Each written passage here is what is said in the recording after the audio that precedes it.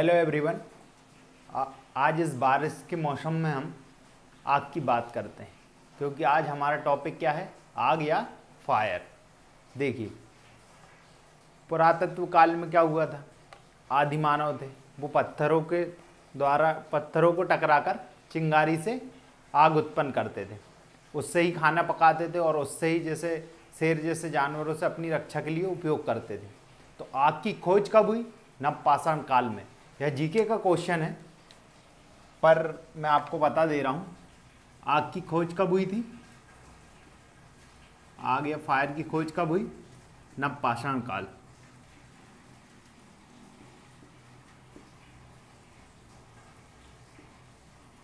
आग की खोज हुई नवपाषाण काल में। ये जीके में अक्सर पूछ लिया जाता है, इतिहास में पढ़ेंगे आप ये सब। अब आग की खोज देख ली हमने, अब आग क्या होती है या फायर क्या होती है? आग क्या होती है वास्तव में? देखिए, आग होती है एक रासायनिक प्रतिक्रिया। रासायनिक प्रतिक्रिया या केमिकल रिएक्शन। आग एक रासायनिक प्रतिक्रिया होती है। अब देखिए, तो आग उत्पन्न कैसे होती है? आग उत्पन्न करने के लिए हमें तीन चीज़ों की ज़रूरत होती है। क्या होता है? ईंधन या फ्यूल। एक हो जाता है ईंधन, दूसरा हो जाता है ऑक्सीजन O2, और तीसरा क्या हो जाता है हमें? निश्चित ताप या टेम्परेचर।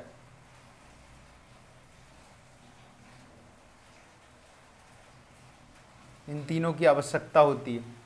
अब इन तीनों की जब रासायनिक प्रक्रिया होती है तो उससे क्या होती है? आग उत्पन्न होती है। और आग उत्पन्न होने से हमें क्या क्या प्राप्त होता है?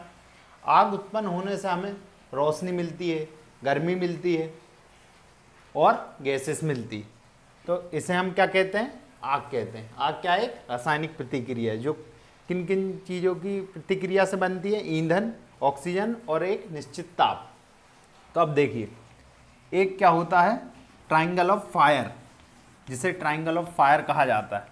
अब देखिए, ट्राइंगल ऑफ फायर या आग का त्रिभुज। अब देखिए, त्रिभुज है तो उनकी तीन भुजा होगी। ये हमने बना लिया एक त्रिभुज, ये हमारा त्रिभुज बन गया। तो इसमें एक साइड पे या एक भुजा पे हम क्या रख देते हैं? ईंधन। एक भुजा पे क्या रख देते हैं? ऑक्सीजन।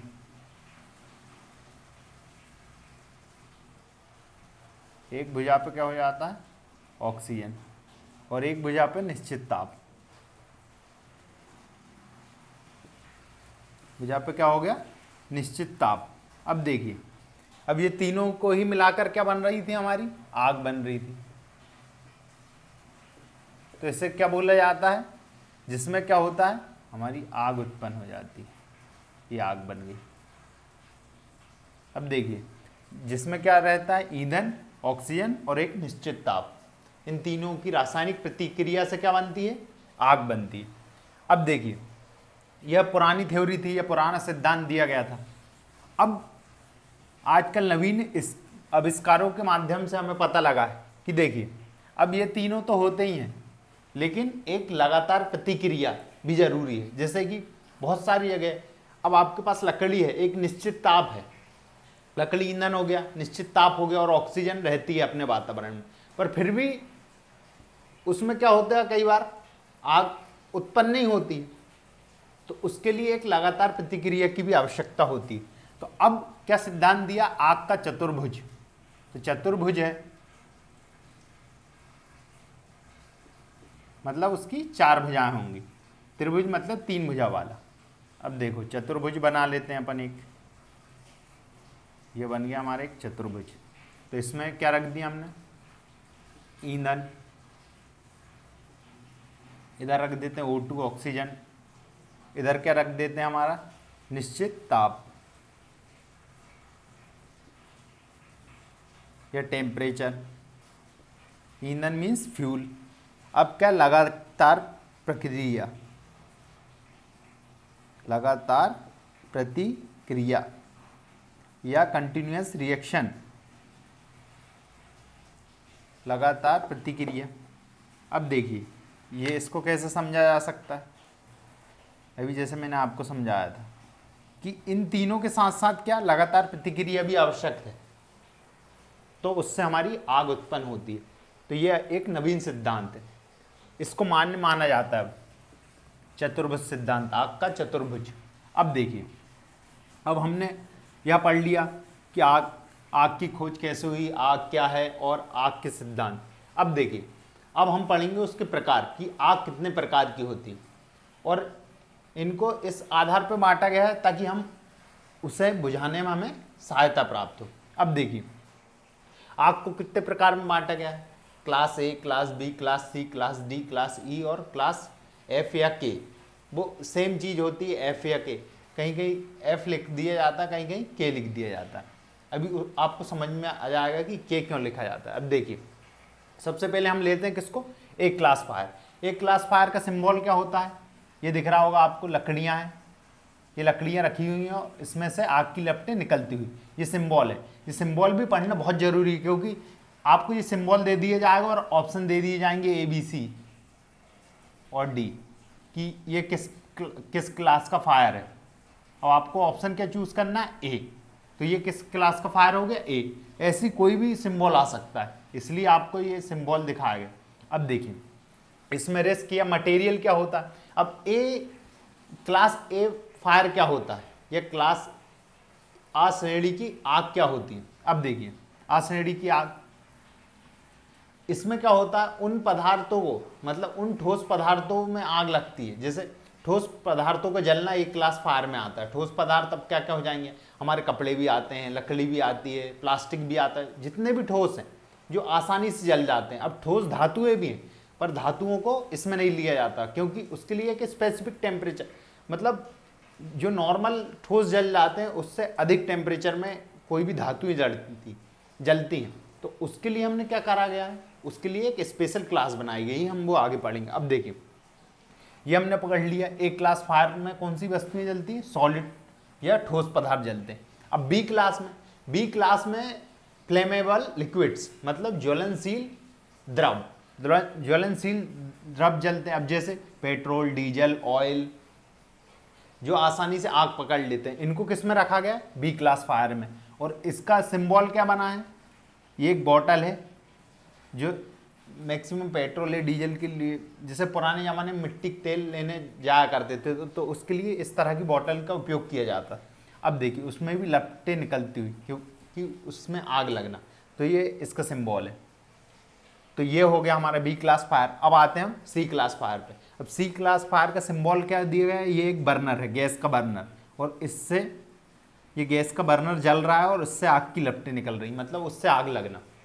अब देखिए, फ्लेमेबल गैसेस, सी क्लास फायर में क्या क्या आ गया, बर्नर दिखाया गया, मतलब गैस की बात हो गई। ज्वलनशील गैसेस आती है, जिसमें मीथेन आ जाएंगी, अपनी एलपीजी आ जाती है, ये सब गैसेस किस में आएगी, हमारे सी क्लास फायर में। अब डी क्लास फायर में क्या आते हैं, अभी हमने ठोस की बात करी थी, तो धातु आती है, इसमें वे धातु आती हैं जो जिससे आग लग सकती है, जैसे पोटेशियम, कैल्शियम, वो सोडियम, जो हाईली रिएक्टिव होती है, मतलब बहुत जल्दी प्रतिक्रिया करती है।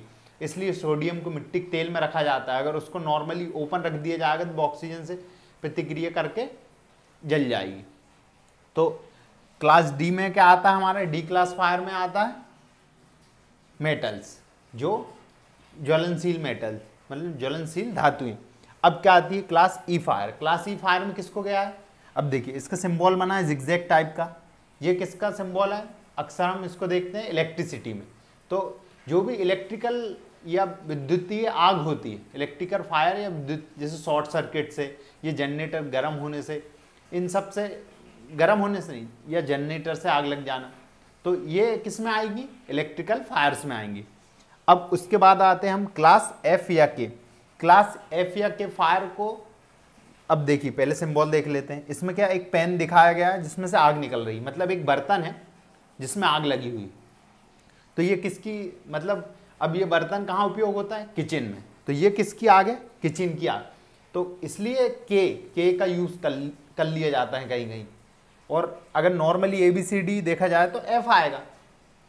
अब देखिए, ये एफ क्लास में कौन कौन सी वो रखे जाते हैं, मतलब कौन से पदार्थ जल सकते हैं, तो अपना कुकिंग ऑयल हो गया और फैट्स हो गए, जो खाने में फैट वसा का उपयोग करा जाता है।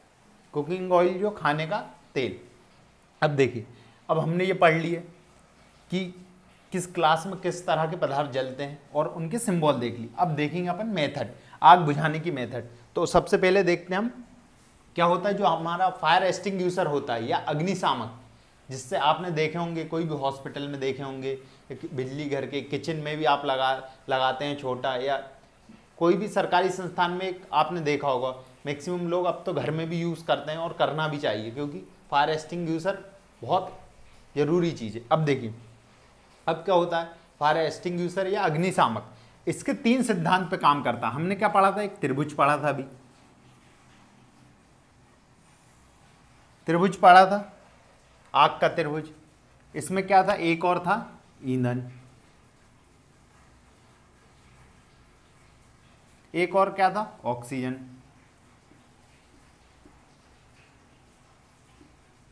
और एक और क्या था, ताप, निश्चित ताप। अब देखिए, अब आग को बुझाना है तो ये तीनों की प्रतिक्रिया में से एक को रोकना पड़ेगा। अगर एक भी हट जाए तो उससे क्या होगा, आग रुक जाएगी। तो अब देखिए, अगर हम ईंधन निकाल देते हैं, जिसे क्या बोला जाता है, कट ऑफ फ्यूल, या ईंधन को हटाना, तो इसको हम क्या बोलेंगे। अब जैसे कि आप खाना खा रहे हैं, आपको खाना नहीं दिया जा रहा है, तो और इससे आपकी मृत्यु हो जाती, तो इसको क्या बोलते हैं हम, भूखा मारना, स्टार्वेशन। इस विधि को क्या बोला जाता है, स्टार्वेशन, जिसमें क्या किया जाता है, फ्यूल को हटा दिया जाता है, जिससे आग बुझ जाए। अभी हो गया। अब देखिए, अब दूसरी विधि क्या है, 3 विधियां हमारे पास। तो पहली क्या हो गई, स्टार्वेशन हो गई।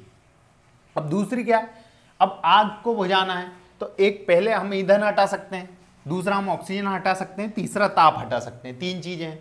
तो अब तीनों चीजों की प्रतिक्रिया नहीं होगी तो आग नहीं होगी। अब देखिए, ऑक्सीजन क्या होता है, अब ऑक्सीजन को हटाना है अपन को, कट ऑफ ऑक्सीजन करना है।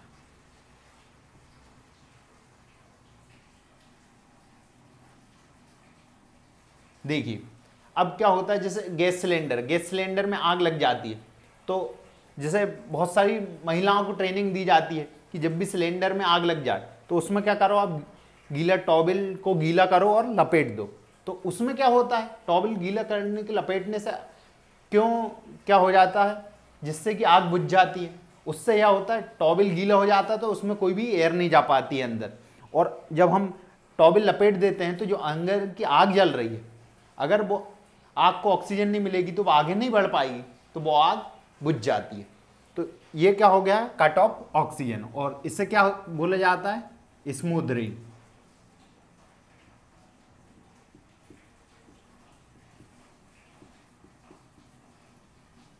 इसे क्या कहा जाता है, स्मूदरिंग। ये हमारी क्या हो गई, दूसरी प्रोसेस हो गई। अब तीसरी आती है ताप, ताप को कम करना, या ताप को कम करना मतलब ठंडा करना, कूलिंग। तो हमारी तीसरी मेथड क्या है, कूलिंग। जैसे कोई भी लकड़ी में या लकड़ी में आग लग गई तो उसे क्या करते हैं हम, पानी डालकर नॉर्मली बुझा देते हैं, तो उसे क्या कहा जाता है, कूलिंग। अब देखिए, ये आपको समझ में आ गया कि क्या होती है, पहला स्टार्वेशन, दूसरा स्मोदरिंग, तीसरा कूलिंग। स्टार्वेशन क्या होता है, कट ऑफ फ्यूल। स्मोदरिंग क्या होता है, कट ऑफ ऑक्सीजन। या स्मोदरिंग का मतलब हिंदी में क्या होता है, दम घुटना, मतलब हम आग को दम घुटाकर मार देते हैं। स्टार्वेशन का क्या होता है, भूखा मारना, मतलब हम आग को भूखा मार देते हैं और आग बुझ जाती है। अब देखिए, अब हमने ये पढ़ लिया, ये तीनों प्रोसेस पढ़ ली। अब हम देखेंगे किस क्लास को किस प्रोसेस से बुझाया जाता है। मतलब एक क्लास फायर है जिसमें ठोस पदार्थ है, ठोस पदार्थ जल रहा है, जैसे लकड़ी जल रही है। अब लकड़ी को तो हम पानी डालकर भी बुझा सकते हैं, मतलब कूलिंग मेथड द्वारा। उस पर एक आती है, क्या बोलते हैं, अब देखिए आपको बताते हैं हम उससे क्या बोला जाता है। एक आती है फायर बिटर, फायर बीटर बोला जाता है जिसे, फायर बीटर। अब देखिए इस तरह का होता है, उसमें एक छड़ की तरह या पाइप की तरह होता है और उसमें ऐसा कैनवास लगा होता है ये। तो इसका अब ये कैनवास लगा रहता है जिस पे परत चढ़ी रहती है एस्बेस्टस की। एस्बेस्टस वह पदार्थ है जो आग में नहीं जलता। ये भी जीके का क्वेश्चन है, मैक्सिमम आता है कि आग में ना जलने वाला पदार्थ कौन सा है, एस्बेस्टस। आग में न जलने वाला पदार्थ एस्बेस्टस। अब इस पर एस्बेस्टस की कवर परत चढ़ाई जाती है और इसको क्या किया जाता है, जैसे कि कागज में आग लग गई तो आप क्या कर रहे हैं, इसका हैंडल पकड़कर आप ऐसे ऐसे इसको उस पर मारते हैं, पीटना, बीटर। इसको बीटर क्यों बोले जाते हैं, बीट मतलब क्या होता है, पीटना। तो इसके माध्यम से पीट देते हैं तो इससे क्या होता है, ऑक्सीजन कट हो जाती है। तो इस तरह से भी हम एक क्लास ए फायर को बुझा सकते हैं। और एस्बेस्टस पढ़ लिया आपने, हाँ। अब देखिए और फायर बिटर। अब ये फायर बिटर के बारे में हम डिटेल में पढ़ेंगे नेक्स्ट लेक्चर में, जब टाइप्स ऑफ फायर एक्सटिंग्विशर पढ़ेंगे। अब देखिए अब क्या हो गया, एक क्लास फायर को अपन ने क्या पढ़ लिया, स्मोदरिंग, कूलिंग और स्टॉर्बेशन से भी। अब जैसे लकड़ी की आग लगी है, हम जैसे क्या हुआ, 5 कुर्सियाँ, स्टॉर्बेशन को और अच्छे से समझ सकते हैं अपन। देखिए 5 कुर्सियाँ रखी है और कॉर्नर वाली में आग लग जाती है तो हम उसकी बीच की एक कुर्सी हटा दी हमने, तो क्या होगा, फायर आगे नहीं बढ़ेगा या आग आगे नहीं बढ़ेगी क्योंकि बीच में गैप हो गया। फिर कुर्सियाँ रखी है तो हमने क्या करा, उसे ईंधन नहीं मिला तो हमने आग को भूखा मार दिया। तो इस माध्यम से भी क्लास ए फायर बुझाया जा सकता है। अब आते हैं हम क्लास बी फायर पे। क्लास बी फायर में क्या होता है, ज्वलनशील द्रव। अब ज्वलनशील द्रव को कैसे बुझाया जा सकता है, देखिए आप पानी डालेंगे तो इतने अच्छे से असर नहीं होगा क्योंकि पानी को हम स्प्रे करते हैं तो स्प्रे बहुत अच्छा असर करता है, लेकिन अब तेल पानी पर तैरता है तो उस पर इतना इफेक्ट नहीं करेगा। तो इसमें क्या किया जाता है, स्मोदरिंग, मतलब ऑक्सीजन कट की जाती है। जैसे भी ऑयल से आग लगी है तो वहाँ पर भी ऑक्सीजन कट की जाती है और उससे क्या किया जाता है, बी क्लास फायर बुझाया जाता है। ऐसी सी क्लास फायर में भी क्या होता है, स्मोदरिंग प्रोसेस द्वारा या स्मोदरिंग मेथड द्वारा हम आग बुझाते हैं। अब क्लास डी फायर में क्या होता है, मेटल्स की आग होती है तो इसमें स्टॉर्बेशन और स्मोदरिंग दोनों का यूज किया जा सकता है। अब क्लास ई फायर, इलेक्ट्रिकल फायर, इसमें भी अपन पानी का यूज नहीं कर सकते क्योंकि करंट लग सकता है और पहले तो हमको फ्यूल सप्लाई काटना पड़ता है, वो क्या बोलते हैं, इलेक्ट्रिक की सप्लाई हम बंद कर देते हैं जिससे क्या हो, फायर और ना बढ़े। तो इसमें क्या हो गया, स्टॉर्बेशन हो गया। तो स्टॉर्बेशन या भूखा मार दिया हमने आग को, अब भाई किससे आग लग रही थी, इलेक्ट्रिक से लग रही थी, उसके बाद हम खुद से भी बुझा सकते हैं। उसके बाद क्या हो गया, क्लास एफ फायर या के फायर। अब ये किस में लगता है, कुकिंग ऑयल में या फैट्स में। तो इसको बुझाने के लिए एक स्पेशल टाइप का क्या बोलते हैं, नहीं अभी मेथड्स पढ़ना है। तो मेथड इसमें स्मोदरिंग नॉर्मली यूज़ की जाती है, इसमें भी ऑक्सीजन का कट ऑफ ऑक्सीजन की जाती है। अब देखिए हमने पढ़ लिए किस मतलब कितने प्रकार के फायर होते हैं, उनके सिंबल्स और किस किस मटेरियल में आग लगती है, किस मेथड से बुझाया जाता है। अब हम देखते हैं एक्सटिंग्विशर, फायर एक्सटिंग्विशर। अब हमने प्रोसेस पढ़ी थी कि हम किस फायर एक्सटिंग्विशर से किस तरह की आग को बुझा सकते हैं। अब देखिए मेनली फायर एक्सटिंग्विशर कितने प्रकार के होते हैं, 5 प्रकार के। एक वाटर टाइप फायर एक्सटिंग्विशर, दूसरा क्या हो गया, दूसरा फोम टाइप, तीसरा क्या हो गया, डीसीपी, इसको बोलते हैं dry chemical powder.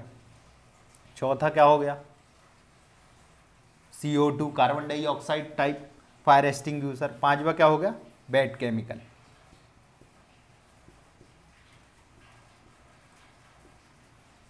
Wait chemical type fire extinguisher. अब देखिए वाटर टाइप नॉर्मल मतलब कूलिंग प्रोसेस के लिए उपयोग किया जाता है। तो इसे सिर्फ कहाँ यूज किया जा सकता है, कहाँ किया जा सकता है, इसके माध्यम से क्या होती है, कूलिंग मेथड का काम करता है ये। तो इसे हम किस में यूज़ कर सकते हैं, ओनली ए टाइप, ए क्लास फायर में हम वाटर टाइप फायर एक्सटिंग्विशर का उपयोग कर सकते हैं, और जगह करना हानिकारक, जैसे इलेक्ट्रिकल में कर लिया तो और हानिकारक है, इसलिए कूलिंग प्रोसेस ज़्यादा महत्वपूर्ण नहीं होती। अब देखिए जैसे फोम है, अब फोम क्या करता है, कट ऑफ ऑक्सीजन कर देता है, कट ऑफ ऑक्सीजन या O2। कैसे, फोम टाइप एक्सटिंग्विशर चलाते हैं हम तो उससे एक झाग उत्पन्न होता है, तो उस झाग के माध्यम से क्या होता है, ऑक्सीजन की सप्लाई रुक जाती है और आग बुझ जाती है। तो फोम टाइप फायर एक्सटिंग्विशर का यूज़ कहाँ करते हैं हम, बी क्लास फायर में, क्लास बी फायर में। अब क्लास बी फायर में क्या होती है, इसमें होते हैं ज्वलनशील द्रव, तो वहाँ पर इसका उपयोग किया जाता है। अब देखिए, और अब है DCP मतलब ड्राई केमिकल पाउडर। अब ड्राई केमिकल पाउडर का उपयोग हम कहाँ कर सकते हैं, इसका उपयोग करा जाता है मैक्सिमम जगह इसका उपयोग किया जा सकता है, और ये सस्ता होने के कारण हर जगह अवेलेबल होता है और ज़्यादातर यही मिलता है, और CO2 मिलता है, तो इसका मैक्सिमम उपयोग किया जाता है। पर सभी प्रकार की आग में इसका नहीं किया जा सकता, जैसे के में नहीं किया जा सकता, तो वहाँ पे बैड केमिकल होता है। तो ड्राई केमिकल पाउडर का उपयोग कहाँ किया जा सकता है, B, C, D और E, इन चारों क्लास में हम किसका उपयोग कर सकते हैं, DCP का। अब उसके बाद है कार्बन डाइऑक्साइड या CO2 फायर एक्सटिंग्विशर।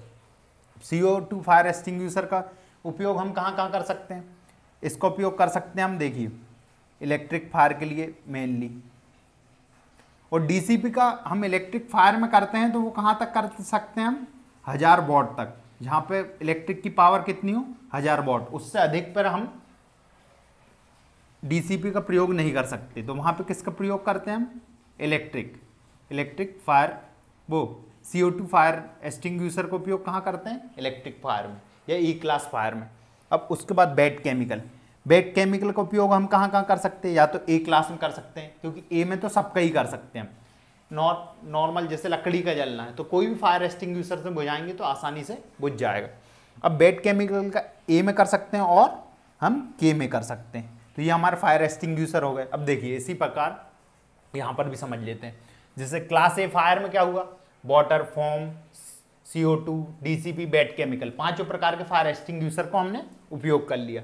अब B क्लास फायर में फोम, CO2, DCP, इन तीनों के माध्यम से हम, क्योंकि यहाँ पे क्या होता है, ज्वलनशील द्रव होते हैं, तो अब वहाँ पे हम पानी का इस्तेमाल तो कर नहीं सकते और बैड केमिकल का भी नहीं कर सकते क्योंकि वो भी गीला ही, तो इन तीनों का उपयोग किया जाता है। अब क्या है, क्लास C फायर में हम गैसेस होती हैं हमको, तो वहाँ भी पानी का यूज़ नहीं कर सकते, तो बैड वाले तो कर नहीं सकते। उसके बाद हम किसका उपयोग करते हैं वहाँ, DCP और carbon CO2 type fire extinguisher. अब D क्लास में मेटल्स होता है, मेटल्स में हम किसका उपयोग करते हैं, DCP का या ड्राई केमिकल पाउडर का। मैंने बोला था ना आपको सबसे ज़्यादा यूज़ किसका किया जाता है, DCP का। देखिए सब में किया जाएगा सिर्फ K को छोड़कर। अब क्लास E फायर में किसका उपयोग करते हैं, CO2, DCP, और DCP का कहाँ तक करते हैं, 1000 वॉट तक या 1000 पावर जब इलेक्ट्रिक पावर कितनी हो, 1000 वॉट। अब देखिए क्लास F में हम किसका उपयोग करते हैं, बैड केमिकल। अब ये सभी फायर एक्सटिंग्विशर हमने पढ़ लिए, अब इनको हम अच्छे से पढ़ेंगे नेक्स्ट लेक्चर में। अब देखिए ये आपने पूरी तरह समझ लिया फायर क्या होता है और उसके सिद्धांत और उसके प्रकार के बारे में। अब एक बार हम पुनः रिवीजन कर लेते हैं। देखिए सबसे पहले हमने क्या पढ़ा था कि आग की खोज कब हुई, नवपाषाण काल में, आदि मानव द्वारा पत्थरों को टकराकर चिंगारी उत्पन्न करके किसकी खोज हुई, आग की खोज हुई। फिर हमने आग का क्या पढ़ा, त्रिभुज का सिद्धांत पढ़ा, आग का त्रिभुज। उसमें क्या होता है, ईंधन, ऑक्सीजन और एक निश्चित ताप के रासायनिक प्रक्रिया से क्या होती है, आग उत्पन्न होती है। पर नवीन आविष्कारों से क्या हुआ, नवीन आविष्कारों से पता लगा कि यह सिद्धांत के अतिरिक्त एक लगातार प्रतिक्रिया होना भी जरूरी है, क्योंकि बहुत सारी ऐसी जगह हैं जहाँ पे आपको ईंधन भी मिल जाएगा, ऑक्सीजन भी मिल जाएगा, निश्चित ताप भी मिल जाएगा, पर आग कंटिन्यू नहीं जलती है। तो उसके लिए एक और क्या है, लगातार प्रतिक्रिया भी होना जरूरी है जिससे आग उत्पन्न हो, तो उसे हम क्या कहते हैं, आग का चतुर्भुज सिद्धांत। आग का चतुर्भुज सिद्धांत पढ़ा हमने। फिर उसके बाद हमने पढ़ी कि कितने प्रकार की क्या होती हैं, आग होती हैं। क्लास ए फायर, क्लास ए फायर में क्या होता है, ठोस पदार्थ, ज्वलनशील ठोस पदार्थ जलते हैं, तो उसे क्लास ए में रखा गया है। अब ज्वलनशील द्रव जलता है तो उसे हमने बी क्लास फायर में रखा है। ज्वलनशील गैसेस जलती हैं तो हमने सी क्लास फायर में रखा है। ज्वलनशील धातुएं जलती हैं जैसे पोटेशियम, तो उसे हमने क्या इसमें रखा है, डी क्लास फायर में। और इलेक्ट्रिक से जो आग लगती है उसे हमने किस में रखा है, इलेक्ट्रिक ई क्लास फायर में।